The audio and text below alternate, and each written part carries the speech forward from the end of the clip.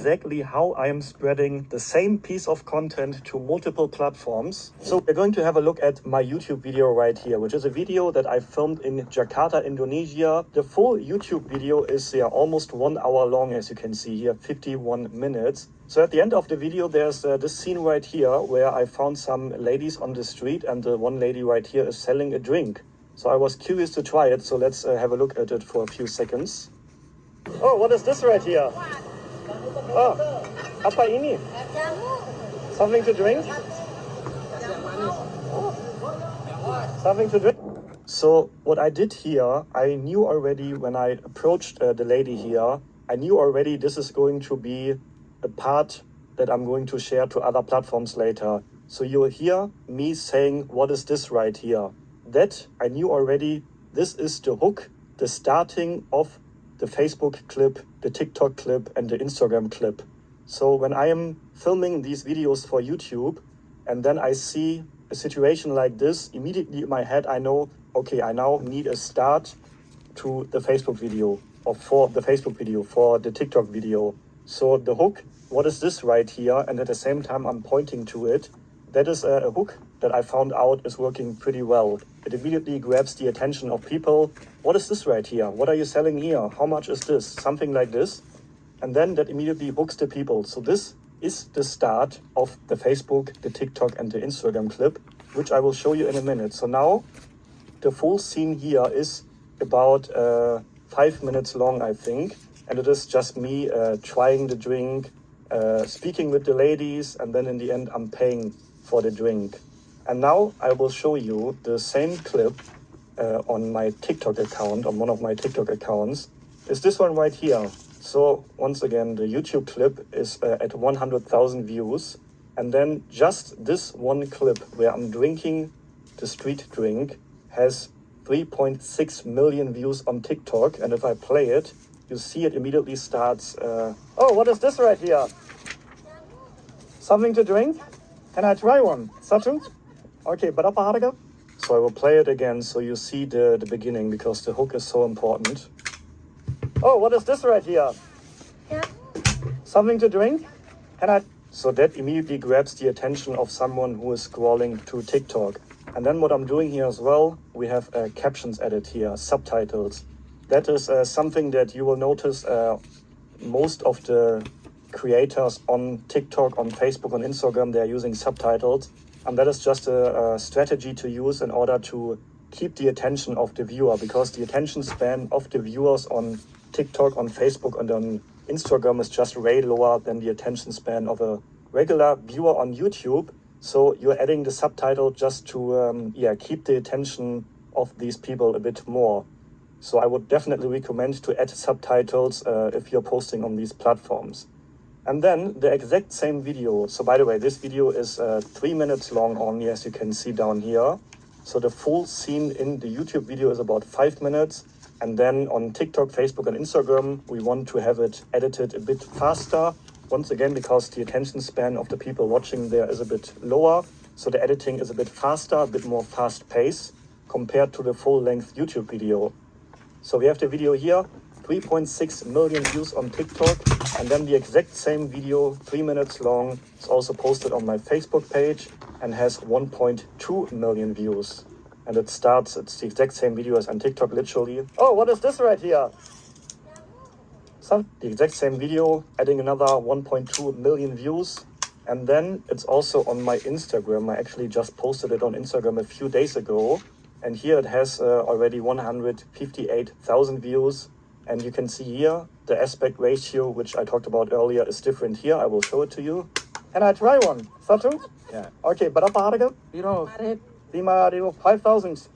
Okay, can I get one? Yeah. So here you can see it's the typical vertical format, because most people watching it on their phone, they're scrolling on their phone. But it is the exact same scene. Just here, the scene for Instagram is about 1 minute long, whereas the scenes on Facebook and TikTok are 3 minutes. But now we are looking at, so we have 100,000 views on the full video here. And by the way, inside this YouTube video, there are plenty of scenes where I'm doing the exact same. So at the beginning of the video, I have a tuk-tuk ride, which is also then shared to all the other platforms. I'm buying something from a vendor here, which is also shared to all the platforms. I'm bargaining for a bracelet, the same, also shared on all the platforms. I have street food, the same. I eat a dessert, a street food dessert, also shared on all the platforms. I get a haircut, also shared on all the platforms. So just in this YouTube video alone, we have 1, 2, 3, 4, 5, 6, 7 scenes that are then also shared later on to the other platforms. So we have 100,000 views on the full video here, and then this scene has 3.6 million views on TikTok, 1.2 million views on Facebook, and 158,000 views on Instagram. So as you can see, spreading the content to different platforms multiplies the views by far. And not only the views, not only the attention you get with the piece of content, of course also the income you make from the video. Because this video is also earning money on TikTok and money on Facebook. And of course the full-length YouTube video as well. And this is a strategy that I use for all my videos. Every time I film a YouTube video, I keep in mind, okay, what can I do that I can later then cut down to post it on the other platforms? The most important thing is when you're doing this, have in mind, you need to start the videos with a hook. So you're filming a street food video and then you see something interesting. Think of, okay, how can I hook the viewers now inside the Facebook and the TikTok video? Something like, what are you selling here? How much is this? Oh, this looks delicious. Can I try this? These are hooks that usually work really well, but you can try out some new hooks, figure out which one works the best. If you see, okay, this video has gotten me 100,000 views and I started the video like this, it's probably a very good hook. Whereas this video maybe only got 10,000 views on TikTok, then maybe the hook wasn't so good. The hook is very, very important on these, I call them low attention span platforms, where the viewers typically have a lower attention span compared to YouTube. So you need to hook them immediately. Imagine you're scrolling through TikTok. You literally just have a second or two to hook the people, to catch their attention. So when you're out filming these videos, always have in mind, how can I hook the people now when I'm walking towards the street food stall, for example? Okay, so this is how you can earn money with actual views on the video, but there's another way how you can make money from your content, and that is through brand deals, and that is what we are talking about next.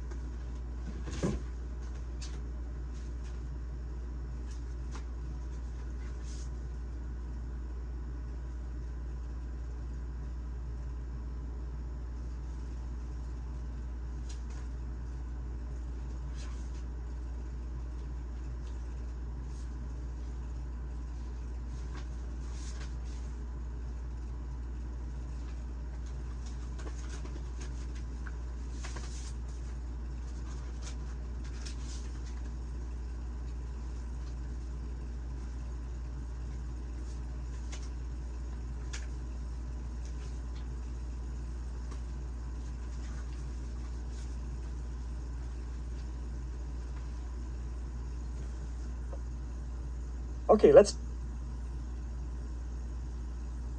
let's talk about brand deals and sponsorships. A very good way, once you have built an audience, to increase your income streams, to add another income stream into your portfolio. First of all, let me explain what are brand deals. So what I mean by brand deals are when companies approach you and they want you to promote their service or their product. You've probably seen this before on YouTube a lot. For example, a very typical example, especially in our travel niche, is sponsorings by VPN companies. So then there's a video and then suddenly the YouTuber talks about his favorite VPN for like a minute and a half inside the video. That is a sponsorship segment in the video. Of course, you can also do these sponsorship deals on TikTok, on Instagram, on Facebook. That's also why it's so important to spread your content to other platforms, to grow a following also on other platforms, because then you can also do brand deals on all these platforms. And that, of course, can add a lot of income to your total revenue. So why companies want to work with you? When you have built a following, and it doesn't really matter if your following is like 1,000 people or 100,000 people or 1 million people, no matter how big your audience is, it can be valuable to some companies. Let's say you have a very niche down channel. You're talking about the Philippines. You're living in the Philippines and you're showing how to move to the Philippines, how to settle in the Philippines. And your audience is basically people, let's say from the US, who are interested to move to the Philippines. Then a company that maybe offers visa services for foreigners in the Philippines could be very interested in sponsoring a video on your channel because you have exactly the audience that they're also trying to reach. Because your audience wants to move to the Philippines and they are offering visa service for foreigners in the Philippines. So that would be a perfect fit. You can charge them X amount of money for like a minute and a half section in your YouTube video, and in return they are getting your reach. And yeah, you can literally do this with plenty of different companies, different niche. It all depends on the type of videos you do, the type of audience you have. And yeah, your audience will of course dictate the brands that will approach you. So when you are having, let's say, a big Western audience, most of your viewers are from the US, from the UK, Australia, Canada. That is of course a very different audience compared to, let's say, you have a big Indian audience or an Asian audience. So you will be approached maybe by different companies, or companies will approach you and then ask, hey, can you send us your demographics? We want to know who is watching your videos. Of course, you can also actively reach out to brands that you would like to work with. If there's a brand, for example, you're using their cameras. Let's use DJI as an example. I showed you earlier that I am using DJI cameras. So I could, in theory, reach out to DJI and tell them, hey, I have X amount of followers. I'm using your cameras. I'm using them for many years already. I'm also using your drones. So do you want to collaborate with me? I'm really loving your products and I would like to promote them. So if you're in a situation like this as well, where there is a product or a service that you actually use, then you can reach out to the companies, offer them some value, offer them your reach, and then see if they want to collaborate with you. And then what I like to do is I always try to have long-term sponsors. So you can do deals with them that are based only on one video, let's say a one-time integration inside a YouTube video. But I always like to offer them a series of deals. So for example, a company XY reaches out to me and I feel like I want to work with them. This is a company that I can imagine to promote. Of course, don't promote random products, companies that you don't feel comfortable talking about. Make sure it actually fits to you, fits to your brand, and always see long-term goals rather than like making a quick buck from this company. Because yeah, if you're starting to promote crap products in every video or so, then your followers, of course, will lose trust. It's going to be annoying for them. So make sure to be selective with the companies that you're working with. See the long-time vision, like do I see myself also in a year being comfortable promoting this product? And then if you find a good fitting company, try to offer them multiple deals. Like let's say they are offering you a one-time integration or they want to be inside one of your YouTube videos. Try to upsell them to, hey, I can do 3 videos. I like to have long-time partners. It's beneficial for you, beneficial for me.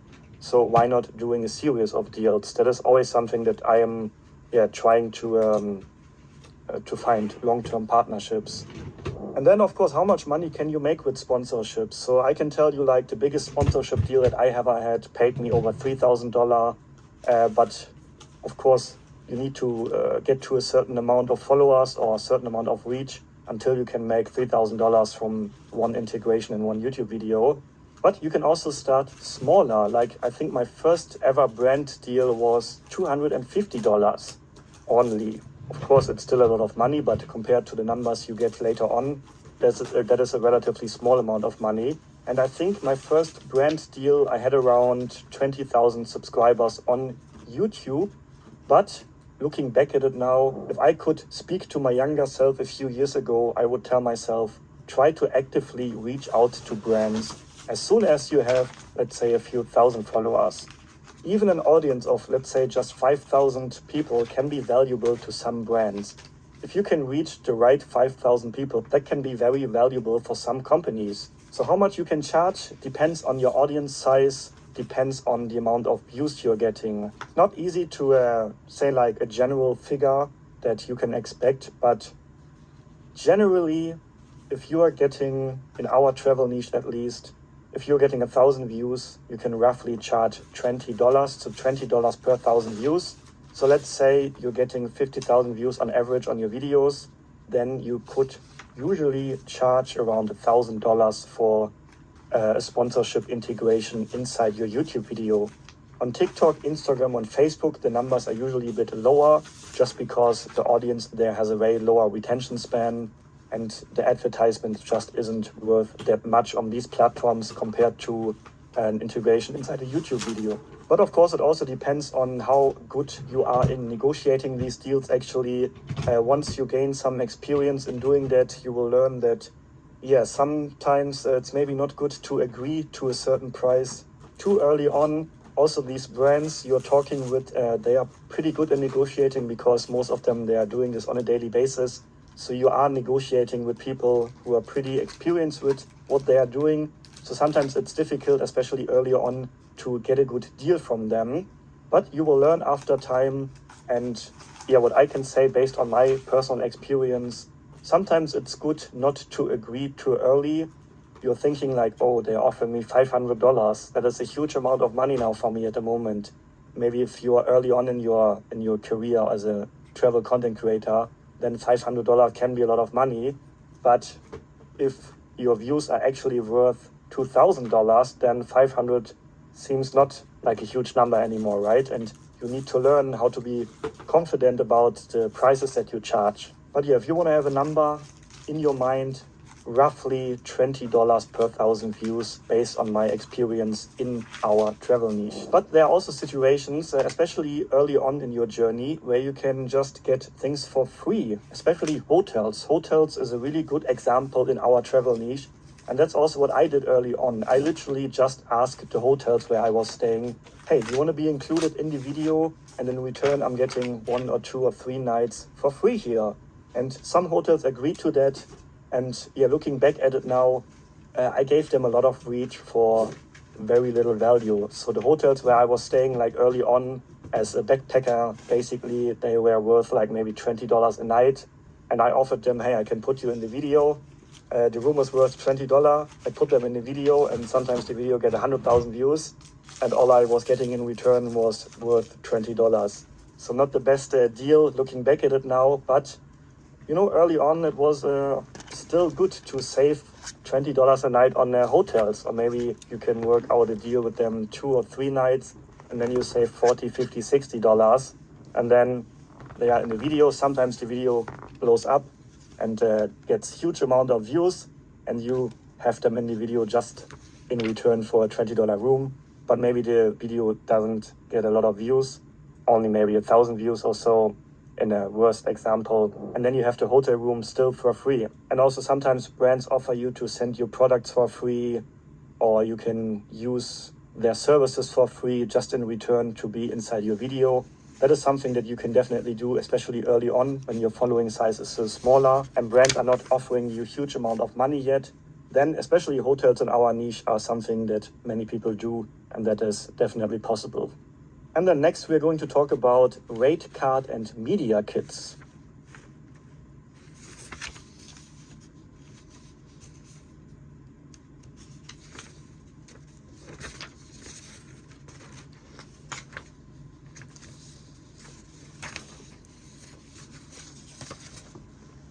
Okay, something handy to have is a media kit. A media kit is basically an overview of all your social media platforms, how many views you are getting, and that is something that you can easily send out to companies. Sometimes companies who are approaching you will also ask to see your media kit. They also sometimes call it rate card, it depends. So it would be handy to have something like this already prepared so that you don't need to have it done every single time a new company reaches out to you. And I can explain what a media kit should include. So first of all, start with a small introduction. Just keep it short, because people, imagine you're sending this to a company and you're trying to get a brand deal with them. Think of their perspective. They are getting emails like this probably every day, different creators reaching out to them. So keep it short and simple. Don't put a wall of text like this into the introduction there. Keep it short, just tell a bit about yourself, what are you doing on your channels. And then, of course, most companies want to know your viewers' demographics. So are your views coming from the USA? Are your views coming from India? Are your views coming from Japan?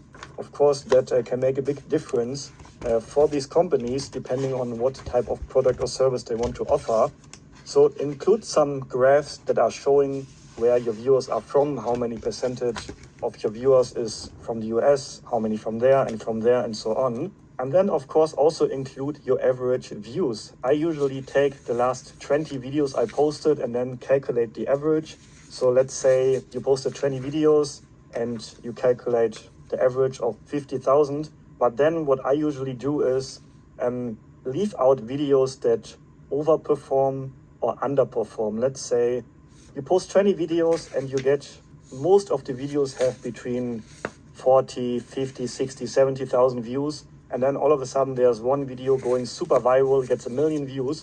That would, of course, ruin the whole average. In this case, in your favor. It can also be the other way around, and you have one video that suddenly only gets 5,000 views. That would, of course, lower the average. So I would recommend to leave out these videos that over or underperform so that you have a really good average. So take your past 20 videos, calculate the average, and then let's say the average views are 50,000 per videos. Then that is a number that you can include into your media kit. And then explain what are you willing to offer. If you're also having a following on TikTok, Facebook, Instagram, definitely also include that into your media kit. Because as I explained already earlier, that can be very valuable to some companies. They see, oh, he's not only having a large following on YouTube, he's also on TikTok. So maybe this company wants to start promoting on TikTok. And then you are the perfect fit maybe for them, because you also already have a following there. So keep that in mind, that you always want to show like all the things you can offer them. Maybe explain them why your channel, your account would be a good fit to this brand.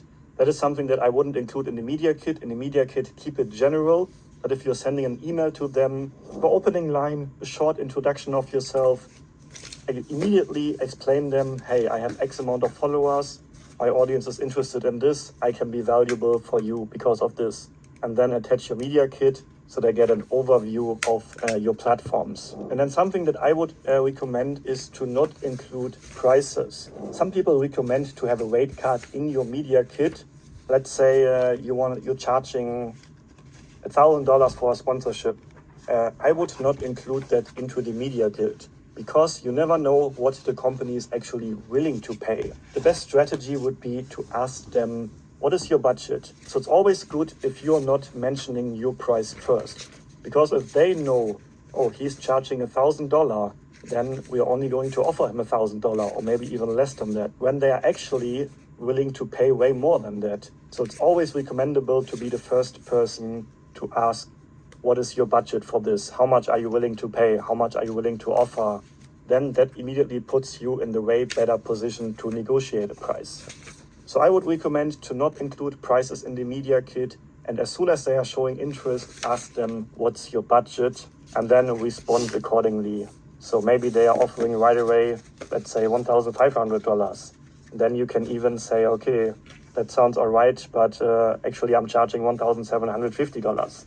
So then you can negotiate around like that. And yeah, if you don't have any ideas how to create a media kit or how a media kit looks, I can show it to you, because there are actually many free media kits, templates for media kits that you can use. There's a website called canva.com, which you can use for free to create designs. You can also make YouTube thumbnails, for example, on this website. It's a very usable website, and if you search for media kit templates on canva.com, you can find lots of examples. So you can choose a design that you like and then insert your numbers into here, adjust it to your liking, include the numbers or the figures that I just mentioned, and then that's pretty easily done already. So in my experience, actually, media kits are not that often used. For example, I do have a media kit, but I maybe use it like twice or 3 times per year. because many companies don't really ask for a media kit. Sometimes they ask to see screenshots. Usually it's demographic screenshots that they want to see, and then you can just send them the screenshots. You don't need to send them a full media kit. Also, I'm not really actively reaching out to that many brands anymore. I did that way more when my channels were way smaller, but now like I'm getting so many deals basically every day in my inbox that I'm not really that motivated, to be honest, to actively reach out that much to brands anymore, just because I'm getting so many offers already coming in. So I don't really need my media kit that often, but I would still recommend to have one. You can create it in like an hour, just spend one afternoon, 1 hour to create it. And then of course, every few weeks or so, you need to update the numbers because your audience might change, your views might change. So update it every once in a while, and then actively, especially if you're a smaller creator, actively reach out to the brands that you would like to work with, brands that you see promoting other channels in your niche, other travel channels, channels that are doing similar things as you. Reach out to the brands and then attach the media kit if necessary. And next, I actually have a task for you, which will be about this topic. So see you on the next one, and I will explain the task.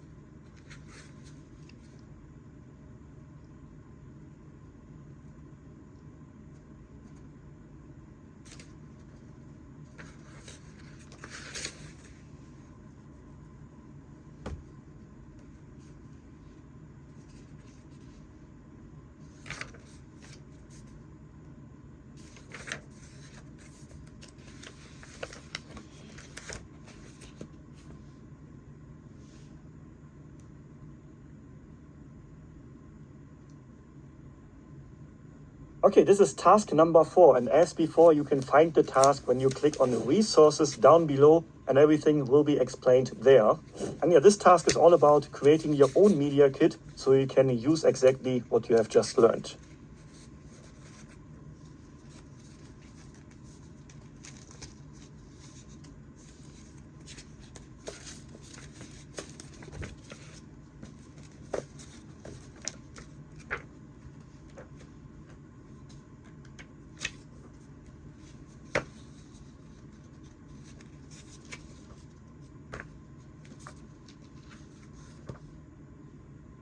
So you might be asking yourself how to actually get brand deals. There are basically 2 ways.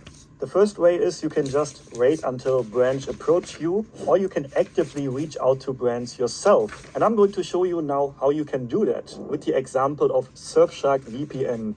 A very popular VPN. They are doing tons of sponsorships in the travel niche. And the first way that probably most of you are thinking about how to get contact details or how to get a sponsorship from them is by visiting their website. And if you scroll down, usually these websites, they have a section down here which says something like contact, or here Surfshark actually has a section called affiliate and YouTube creators.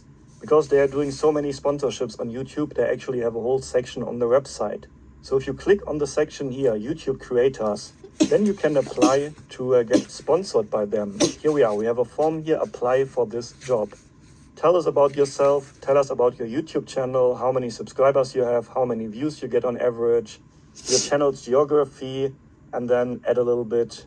Here you can add like how you would offer value to them, why your channel would be a perfect fit to them, and then you can just apply. So this would be a very simple way. The downside to this way is that probably a lot of channels every week apply through this form. So I'm not sure how much of a success rate you will have with this. Another way would be to search for the email, like a contact that you can find. So I'm not sure, probably on this website you will not be able to find one because they have the section just to apply. But plenty of other websites from other companies, you will find a section here like contact. You can maybe find an email from like the marketing office, or sometimes they even have influencer marketing email addresses that you can find. So the first step would be to just go to the websites of the companies you want to work with and see what you can find there. Now I'm going to show you now a website that makes it a bit easier for you. The website is called hunter.io, and this website searches for the right email addresses for you. So you can create an account on this website totally for free. They also have a paid version. And I think with the free account, the free plan, you can have, I think, 5 to 10 searches for free per month. And if you need more than that, then you have to upgrade to the paid version. But let's just use Surfshark again as an example. So we have this section on the website here, which is called Email Finder. And let's put in Surfshark again as an example. So we have here Surfshark, and then we can just click Find. And then it says we found 17 email addresses for surfshark.com. So let's have a look what these emails are. So we have info@surfshark.com. We have affiliate@Surfshark, support. Then we have probably some workers that are working, Nico@Surfshark, partners@Surfshark.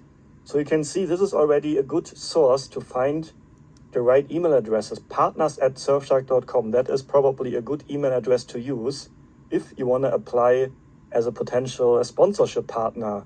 We have media@Surfshark, which also might be good to see. So you can see just by typing in Surfshark here, you already have a few email addresses that you will not have just by visiting the website right here. So if I want to work together with them, I would probably choose a few of these websites now. So affiliates is fitting, partners, media, and then just send an email to them, attaching your media kit, very shortly and quickly explain why you want to work with them, offer them value right away. And that is how you can find email addresses of the companies that you want to work with. And next one, I'm going to show you actually a real life example of a sponsorship integration that I did on YouTube.